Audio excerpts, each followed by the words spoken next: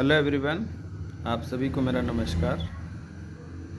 जैसा कि हम सभी जानते हैं कि विद्यार्थियों की वार्षिक परीक्षाएं नज़दीक आ गई हैं, इसलिए आज का वीडियो एक्सक्लूसिवली विद्यार्थियों के लिए। विद्यार्थियों, जैसा आप सभी जानते हैं कि आपकी परीक्षा में सारा खेल आपके ब्रेन के रिस्पॉन्स का है। आपने पूरे वर्ष क्या पढ़ा, कैसे पढ़ा, कितना पढ़ा, इसका सारा जो रिज़ल्ट है, जो आउटपुट है, वो आपके ब्रेन के रिस्पांस पे निर्भर करता है। तो आइए समझते हैं कि आपका ब्रेन काम कैसे करता है। इसको हम लोग 3 अल्फ़ाबेट से अगर समझने की कोशिश करें, 3 अल्फ़ाबेट्स हैं ई, एस और आर। जो पहला अल्फ़ाबेट है ई, मीन्स इनकोडिंग। हमारे क्लासरूम से या फिर सेल्फ स्टडी से हम जो कुछ भी रीड करते हैं, लर्न करते हैं, उस इंफॉर्मेशन को हमारा ब्रेन सबसे पहले इनकोड करता है और उस इनकोडेड इंफॉर्मेशन को, जो ईएसआर का दूसरा अल्फ़ाबेट है एस, उसे स्टोर करता है, एस फॉर स्टोरेज। और उस स्टोर्ड इंफॉर्मेशन को ज़रूरत पड़ने पे हमारा ब्रेन रिट्रीव करके सरफेस पे लाता है और उस इंफॉर्मेशन का हम इस्तेमाल अपने दैनिक कार्यों में या फिर अपनी परीक्षा में कर पाते हैं। अब जो इनकोडिंग है वो बेहतर हो, इसके लिए ज़रूरी है कि विद्यार्थियों का जो कंसंट्रेशन है, जो उनका माइंडसेट है, वो काम हो, कंसंट्रेशन बेहतर हो। एक बार प्रॉपर इनकोडिंग हो जाने के बाद ब्रेन उसको स्टोर करता है। अब जो स्टोरेज की प्रोसेस है, उसमें हमने कोई भी इंफॉर्मेशन ब्रेन में स्टोर की तो 24 घंटे के अंदर अराउंड 80% जो इन्फॉर्मेशन है वो ब्रेन से हमारे वैनिश हो जाएगा स्पॉन्टेनियसली। इसी तरीके से हम कोई भी चीज़ लर्न कर रहे हैं तो वो हमारे ब्रेन से उसका जो भी लॉजिकल फैक्ट है वो 80% वैनिश हो जाएगा। तो अब उसको सस्टेन रखने के लिए हमें रिवीजन की ज़रूरत होती है। हम उसे बार बार रिवाइज़ करेंगे तो वो इन्फॉर्मेशन हमारे फ्लैश मेमोरी से शॉर्ट टर्म मेमोरी और शॉर्ट टर्म मेमोरी से लॉन्ग टर्म मेमोरी में जाएगी। अब यहाँ पे एक इम्पॉर्टेंट बात यह भी है कि जब हम अपने पहले चैप्टर को बहुत अच्छे से लर्न कर लेते हैं, दूसरे चैप्टर को बहुत अच्छे से लर्न कर लेते हैं, मान लीजिए कि आपके पाठ्यक्रम में टोटल 20 चैप्टर हैं, तो जब आप 20वें चैप्टर को पढ़ते हैं तो पहला चैप्टर आपको कितना याद रहता है, ये भी आपकी परीक्षा के फल को बहुत ज़्यादा डिफाइन करता है।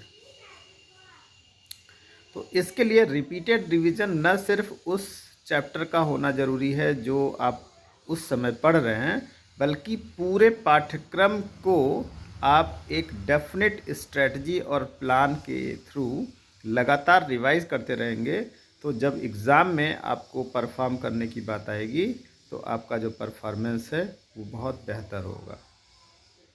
एक बात मैं विद्यार्थियों से और कहना चाहूँगा कि परीक्षा आपकी नज़दीक आ गई है तो किसी भी हाल में कोई नई बुक खरीदने की गलती न करें।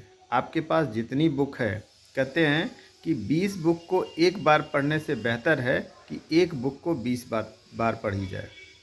तो आपने अभी जिस बुक से पढ़ाई की है, जिन नोट्स से पढ़ाई की है, न ही कोई नया नोट्स बनाने की गलती करें और न ही कोई नई बुक ला करके उसको स्टार्ट से पढ़ने की कोशिश करें। जिन बुक्स और नोट्स के सहारे अभी तक आप पढ़ते आए हैं, उन्हीं को जितना हो सके, जितनी बार हो सके आप उसको रिवाइज करने की कोशिश करें। परीक्षा के दौरान कुछ और बातें हैं जिनका आपको ध्यान रखना है। आपका जो रूटीन है, जो आपकी दिनचर्या है, वो बहुत व्यवस्थित होनी चाहिए, रैंडमाइज नहीं होनी चाहिए।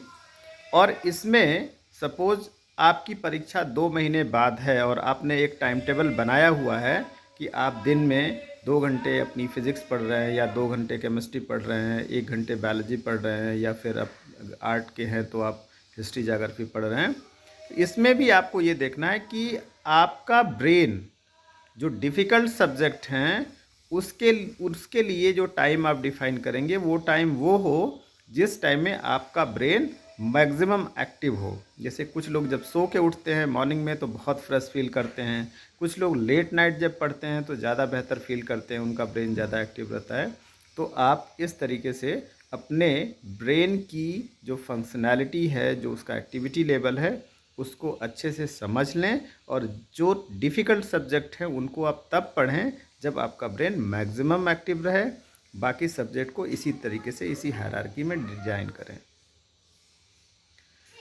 इसके साथ में परीक्षा के दौरान जो आपका डाइट पैटर्न हो वो भी बहुत ज़्यादा जस्टिफाइड होनी चाहिए। कोई भी ऐसी चीज़ न खाएं जिससे कि आपकी तबीयत ख़राब हो, आपका डाइजेशन ख़राब हो या फिर आपको अनईजीनेस फील हो। आप सुपाच्य इजीली डाइजेस्टेबल मील्स लें और एक बार में ज़्यादा खाने की जगह पे थोड़ा थोड़ा कई बार खाएं।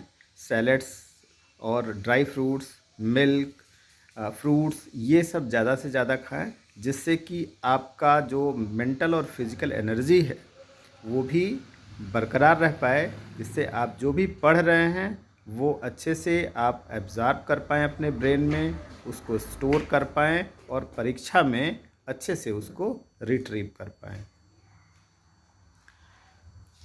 परीक्षा के इन कुछ बेसिक बातों के साथ साथ हमारी एनजीओ ने एक हेल्पलाइन जो पिछले 10 सालों से जारी करती आई है एग्ज़ाम में, वो फिर से 15 नवंबर से एक्टिव हो गई है।